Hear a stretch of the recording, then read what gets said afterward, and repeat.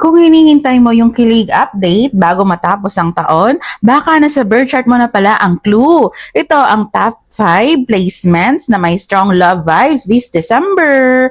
Venus in 5th house. 5th house is romance, fun at spark. Kapag nandito ang Venus mo, mas madaling ma-activate yung flirtatious at charming side mo ngayong December. Magaan ang aura mo. People notice you more. Moon, Venus, harmonious aspect, trine or sextile, soft emotional and soft love energy. Kung may ganito ka sa chart, December brings a vibe na mas open ka emotionally. Kaya mas natural ang connection with someone. Not prediction, pero good for bonding vibes. Jupiter in the 7th house. 7th house is partnerships. Jupiter is expansion. Kung nandito ang Jupiter mo, mas nagiging positive ang approach mo sa relationships. Strong relationship growth, energy. Mars and Venus placement in fire sign, Aries, Leo, and Sagittarius, fire love energy, magnetism, and confidence. Kapag may fire sa Mars or Venus mo, December brings moment na mas bold ka, and people are drawn to that. North Node in the 5th or 7th house,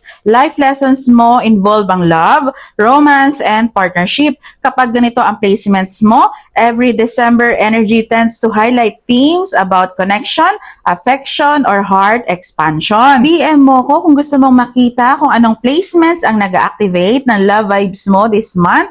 Entertainment and guidance lang, no prediction.